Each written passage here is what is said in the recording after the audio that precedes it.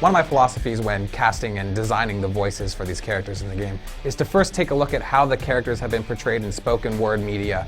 The secret to getting the best performance out of the actor is casting. If you have the right actor in the booth playing the right character, your job is 90% done. We work very closely with Marvel, and they kind of tell us, how they envision the sound of these voices should be as well. Each character has their own lengthy script of lines that they will use when interacting with enemies, with friends. Let's hustle! And when we fly down to Los Angeles and work at a studio called Studiopolis, who handles tons of Marvel stuff in addition to, our game. There's definitely some actors and some voices that are going to be recognized in this game. Our Spider-Man, Wolverine, Captain America, all these voices have appeared in other games or other animations. I'm really, really grateful to be able to play Wolverine over and over again and to make sure that my Wolverine is true for the fans too. It's a lot of fun. There's a lot of ad-libbing, there's a lot of improv. Your eyes really are blue! On top of the, the lines are really well written. We kind of sculpted what the voice should sound like. We came up with just the right amount of evil and pompousness. You insipid trolls!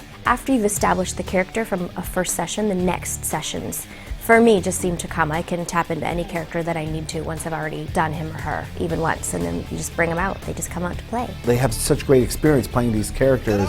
They know the characters inside and out. I've got more where that came from. With video games, I'm always recording alone. When you're in the booth, it's you and it's your lines. You show up, there's a script in front of you. Typically, we've been doing it for so long that we actually don't even need to read it in advance. And in a video game, the scripts are gigantic. You kind of just go down the page. Usually it's obvious what's going on. Generally, we record just in one giant recording file. We don't stop a lot during the session. Your lines are categorized into hits, boosting up. Thanks for the boost. Player has selected you. Greetings, comrade. It's a wonderful challenge to the creative imagination because you don't have all the visuals. You have to supply that with your voice. Give them 3 completely different takes so they have something to choose from. And be able to deliver, lines with sarcasm or wryness or dry wit and know what the difference between the 3 of them all are. It always turns out that the first time you record it, it usually is more spontaneous and more true to character. It's pretty fast-paced. Often on the spot they'll come up with other lines or something will change and you have to really be ready to jump in. It's really exciting. We have good relationships with these actors. We know each other very well. So a lot of the direction can be done with shorthand. Asking an actor to billboard a certain section of his dialogue or a certain word just means to give that word or that section a little lift. Ooh, blunder! They'll use analogies in life and they'll say a little more musical. Sometimes they'll have to say take the music out of it. Just more like conversation, like talking like this, instead of talking like this. Throw it away just means don't make so much of it, less acting. And then throw it away. Don't mess with mutants. Really, it's just a quick way for us to get exactly what we want. One of the big challenges about doing these games with a lot of fighting in them is being careful to not burn the actor out.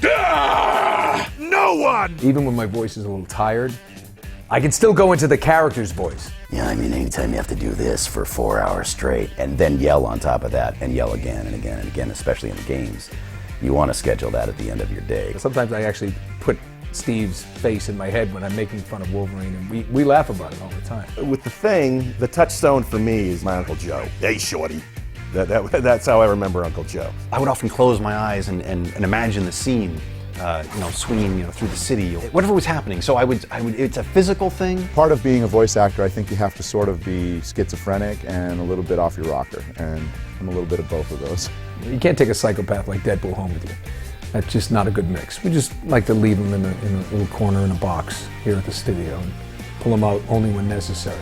After the recording is done and circle takes have been called out during the recording session, a head and a tail is put on each circle take file, maybe some level adjustment, maybe some EQ adjustment, make them sound just right, and we send them off to Gazillion. We have a team of audio designers that pay really close attention to all of the different sound effects that have been established in other things, so Spider-Man's web thwips sound like they should sound. And then once they're implemented into the game, you'll be able to hear the quips and sound effects and voices that you come to expect. Right in the giblets! The fact that a villain like MODOK is in the game is really, really cool to me.